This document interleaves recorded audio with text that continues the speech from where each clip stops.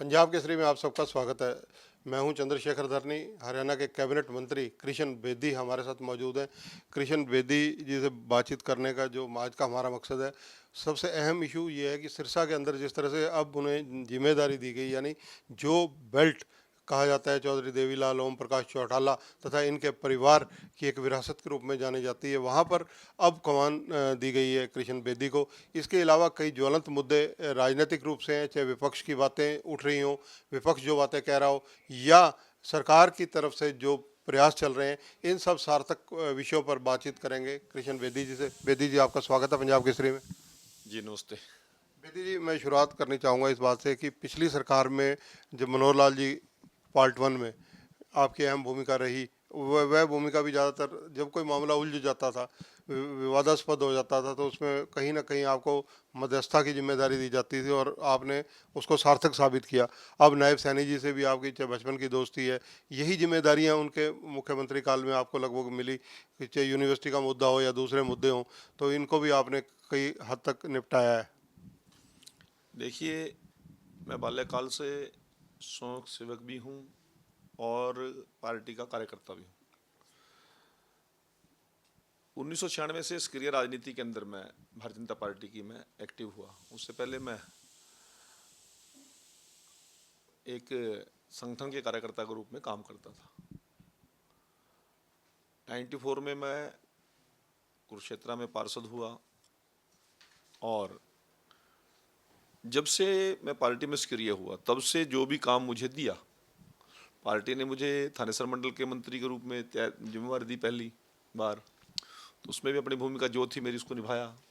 फिर मैं युवा मोर्चा का जिला महामंत्री हो गया, फिर मैं युवा मोर्चा का जिलाध्यक्ष हो गया, उसके बाद अनुसूचित जाति मोर्चा का प्रदेश महामंत्री हो गया और 4 बार लगातार मैं अनुसूचित जाति मोर्चा का प्रदेश अध्यक्ष रहा। भारतीय जनता पार्टी के जिलाध्यक्ष की जिम्मेवारी रही।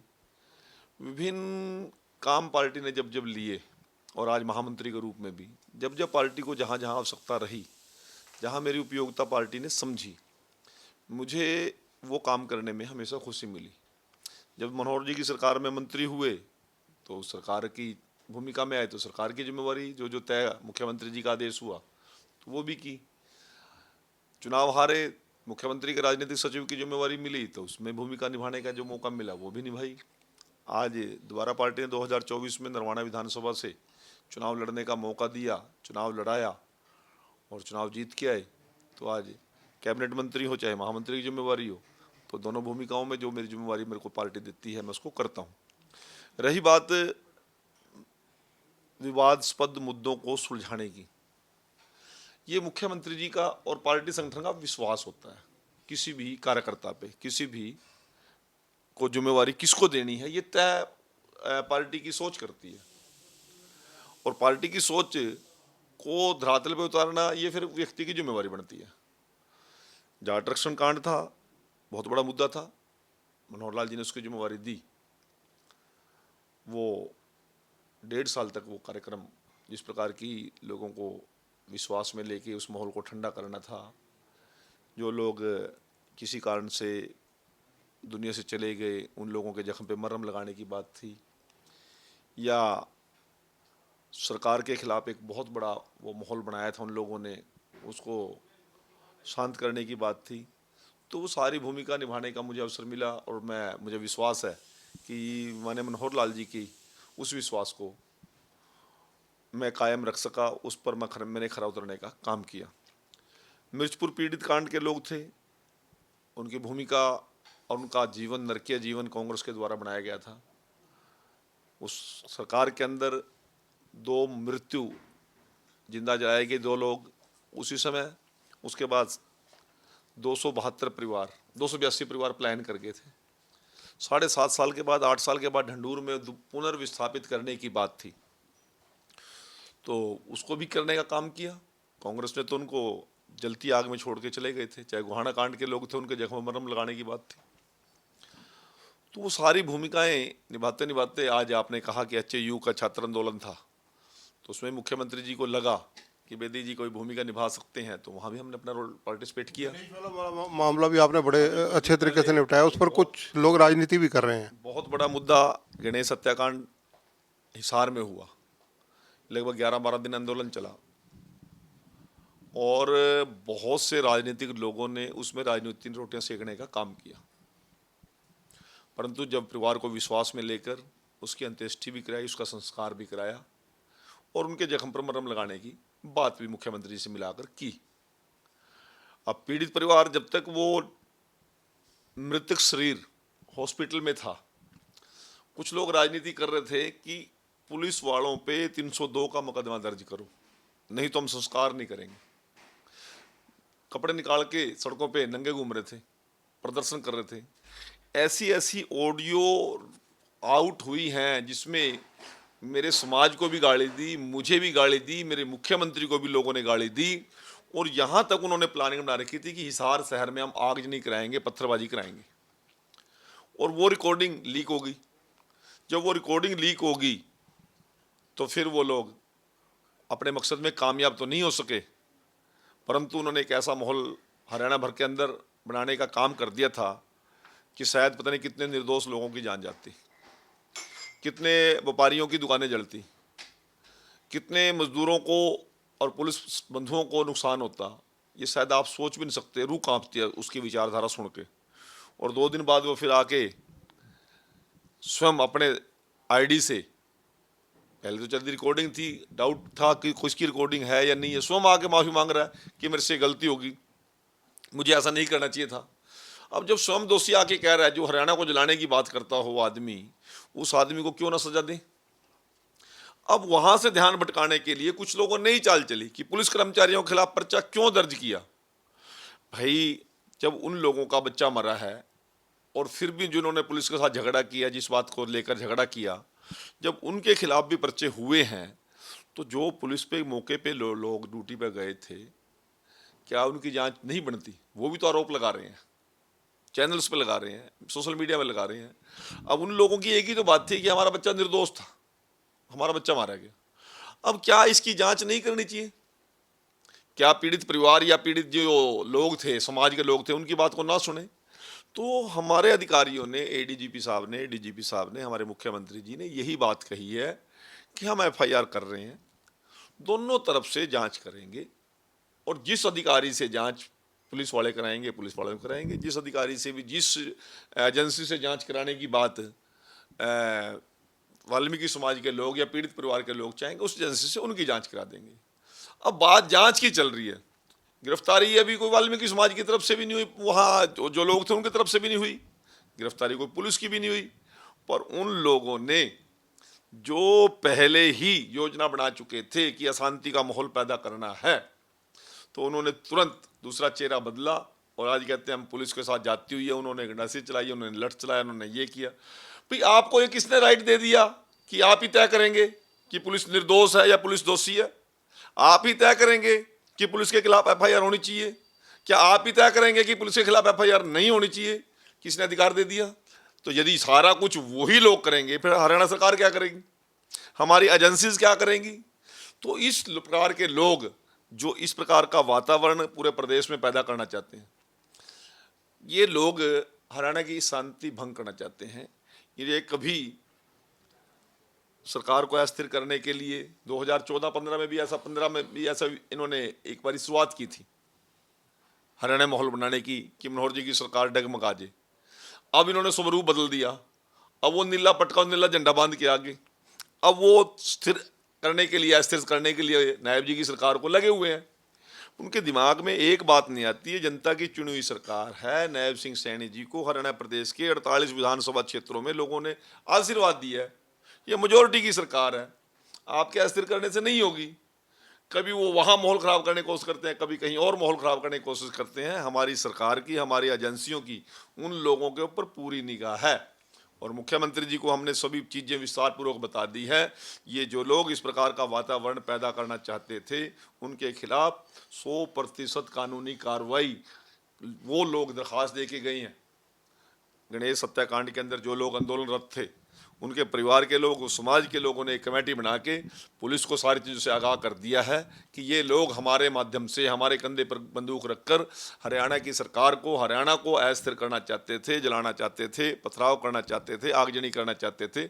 इन लोगों के खिलाफ कानूनी कार्रवाई की जाए। आज वो अपनी कार्रवाई से बचने के लिए दूसरे प्रकार का रोल प्ले कर रहे हैं, परंतु सरकार की एजेंसियां उन पर निगाह बनाए हुए छोड़ेंगे नहीं उनको। इसी प्रकार से मैं आप लोगों को बताना चाहता हूं, शांतिपूर्वक तरीके से वो गणेश हत्याकांड का मामला शांत हो गया, परंतु वो तो शांत नहीं हो ना, उनकी तो आत्माएं भटक रही हैं अभी। वो लोग तो चाह रहे हैं ना किसी प्रकार से हरियाणा प्रदेश का माहौल खराब दोबारा करें।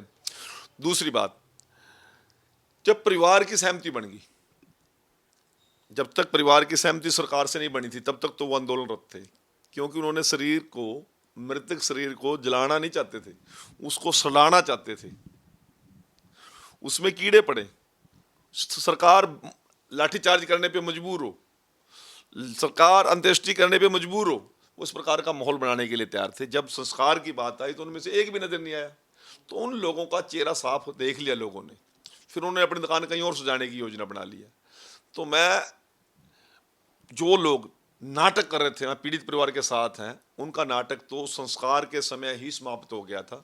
जब सरकार की, उस परिवार की वार्तालाप हुई तभी वो लोग मैदान छोड़ के भाग गए थे। ऐसे लोगों को पहचानने की, ऐसे लोगों को आइडेंटिफाई करके आगे वो आंदोलनों में इस प्रकार की भूमिका अदा ना करें। किन एजेंसियों के हाथों में वो खेल रहे हैं, उन एजेंसियों को भी चेक करने की जरूरत है, और वो हरियाणा सरकार कराएगी। सिरसा ऐसा क्षेत्र है जहां बीजेपी का बहुत ज़्यादा इस वक्त मजबूती पकड़नी है, अपने आप में एक चुनौतीपूर्ण कार्य भी रहेगा। देखिए, केवल कृष्ण बेदी ही सिरसा को मजबूत कर देगा, ऐसा संभव नहीं है। ये पार्टी की सोच और विचार चलते हैं, पार्टी के ऊपर स्तर पर निर्णय होते हैं। पार्टी ने तय किया है कि कुछ लोगों को इस भूमिका में जाना चाहिए। वहाँ गौरव गौतम को भी लगाया गया, वहाँ पर श्रुति चौधरी को भी लगाया गया, वहाँ कपूर सिंह वाल्मीकि को भी लगाया गया, वहाँ विनोद भाना जी को भी लगाया गया, वहाँ पर और कई लोगों की जिम्मेवारी लगाई गई है।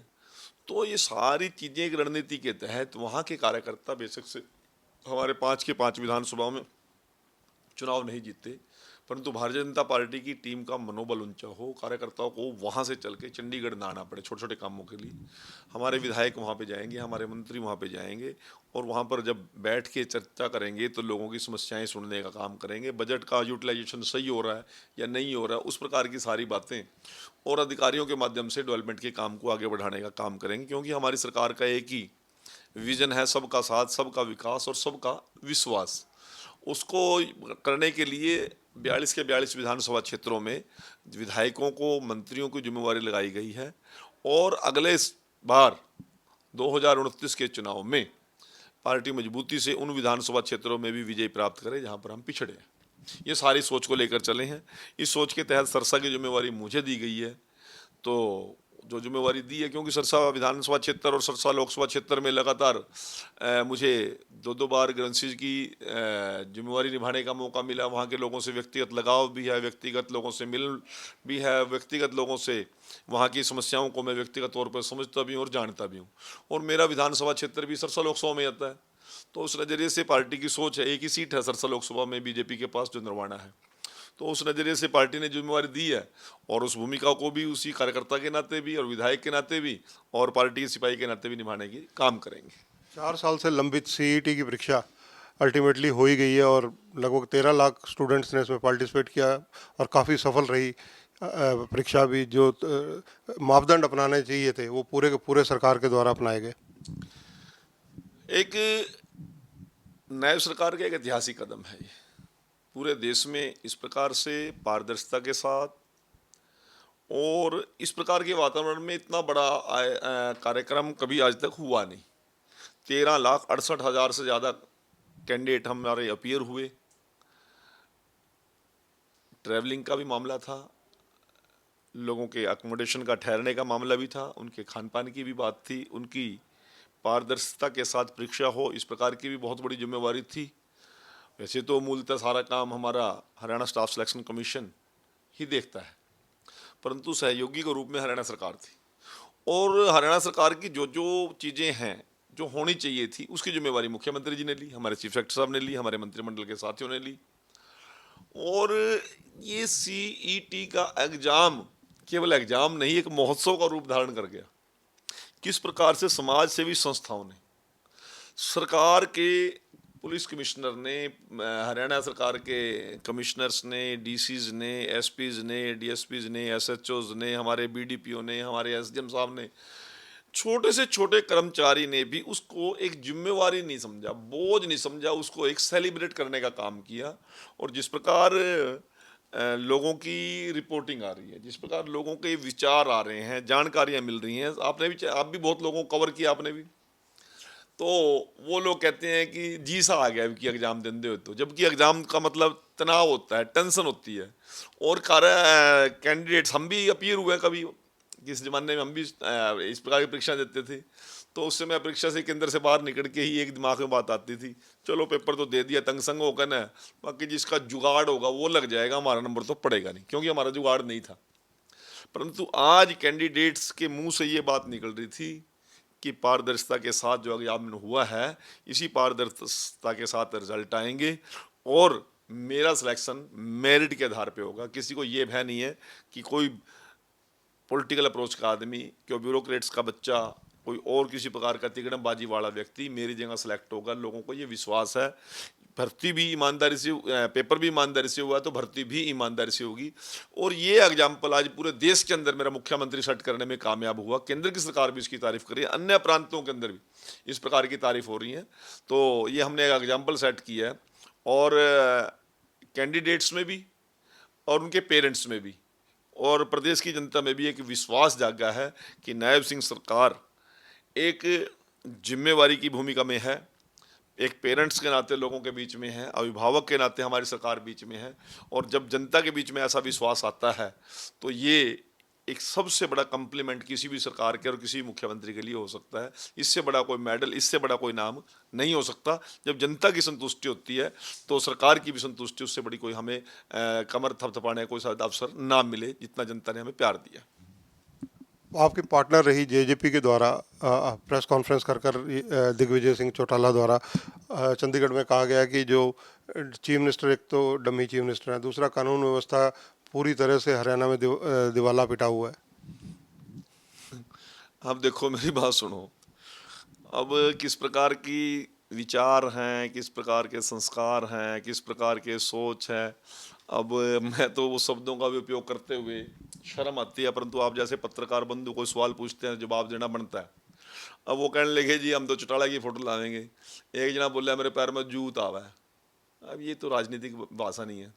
और जब फिर अगले दिन दूसरे के बाप का फोन आ गया, मैसेज आ गया, आप लोगों ने कहा जी उसके पैर में जूत आवा तो मेरे पैर में तो 12 नंबर का आवा है। जो लोग पारिवारिक झगड़ों में, संपत्ति बंटवारों में, लूट का माल बांटने में लगे हुए हैं, वो हरियाणा प्रदेश की चिंता वो लोग कर रहे हैं जिनको अपने झगड़ों से फुर्सत नहीं है।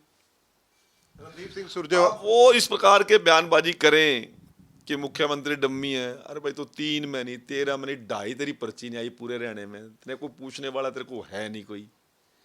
अपने चाचे के लिए नहीं बदले जाए और बात तो बाद में कर लिए, तू क्यों टेंशन ले रहा है हरियाणा प्रदेश का? हरियाणा प्रदेश की टेंशन लेने के लिए 6 फुट 2 इंच का मुख्यमंत्री हमारे पास, नायब सिंह सैनी। स्माइलिंग फेस है, बेदाग है, सौम्य है, तारे वर्गिया अड़ब और धक्केशाही करने वाला मुख्यमंत्री नहीं है। हरियाणा प्रदेश की जनता को हड़काने वाला मुख्यमंत्री नहीं है। उतरात को 2:30 बजे गले लगाने वाला मुख्यमंत्री है। जब से आप सत्ता में होते हो, आपके किस प्रकार के आचार विचार होते हैं, किस प्रकार से आपका विधायकों से व्यवहार होता है, किस प्रकार सदन के अंदर आप लोग व्यवहार करते हो, सारी दुनिया को पता है। और इसलिए लोगों ने तुम्हें सीरियस लेना छोड़ दिया। अब इन लोगों को तो इस बात की शर्म आनी चाहिए, ये उस ताऊ देवीलाल के परिवार के लोग हैं जो ताऊ देवीलाल देश की विपक्ष की एकता का सबसे बड़ा स्तंभ था। उनको मलयालम नहीं आती थी, उनको उड़िया नहीं आती थी, फिर भी बीजू पटनायक से दोस्ती थी उनकी। उनको मराठी नहीं आती थी, फिर भी मोरारजी देसाई से दोस्ती थी। वो कर्पूरी ठाकुर के भी दोस्त थे, वो ज्योति बसु के भी दोस्त थे। पूरे देश की विपक्ष की एकता का सबसे बड़ा सबूत ताऊ देवीलाल था। और पूरे देश के मेंबर पार्लियामेंट की टिकट का फैसला करते थे। वो पूरे देश के अंदर कौन मिनिस्टर बनेगा इस बात का फैसला करते थे। पूरे देश में राज्यसभा में कौन जाएगा इस बात का फैसला करते थे। पूरे देश की सरकार किस प्रकार से चलेगी वो ही फैसला करने वाला आदमी आज एक एक टिकट के पीछे तरसते फिर रहे हैं, मारे मारे फिर रहे हैं। कोई खाता खोलने वाला है नहीं। 2 सीटें हैं पूरे उस परिवार से, 2 पूरे विधानसभा के अंदर भी 2 सीटें हैं। और वो बात करेंगे नायब सिंह सैनी की। नायब सिंह सैनी राष्ट्रीय पार्टी का नेता है, राष्ट्रीय पार्टी का कार्यकर्ता है, मोदी जी की टीम का आदमी है, अमित शाह जी की टीम का आदमी है, अटल जी की विचारधारा पे चलने वाले लोग हैं। आप कौन सी बात करते हो? आप तो अपने घर की विचारधारा पर नहीं चल रहे। दाऊद देवीलाल एक बहुत बड़े राजनीति के, देश की राजनीति के स्कॉलर हुए हैं, उसका तो कम से कम अनुसरण कर ले। सरसा के बाहर या अपनी विधानसभा के बाहर कोई जानता? 2 चुनाव लड़े, दिग्विजय, दोनों में चित्त हो गया। बता, राजनीति करेगा देश की। कल परसों जयपुर बैठे थे, कौन जाना है। रणदीप सुरजेवाला ने भी बिजली के दाम बढ़ाने को लेकर पीछे मोर्चा खोला है। उनका भी कहना है कि हरियाणा में सरकार जो है बिजली व्यवस्था तो चौपट है, लेकिन सुरजेवाला जी ये बताए, एक श्वेत पत्र जारी कर दे कि हमारी कांग्रेस सरकार इतने साल रही, मेरे फादर इस सरकार में मंत्री रहे, मैं मंत्री रहा, उन सरकारों में 1 पैसा बिजली का रेट नहीं बढ़ा। बता दे ना श्वेत पत्र, पहले अपने गिरवान में जाके फिर बात करें। सरकार पे सवाल उठाएंगे।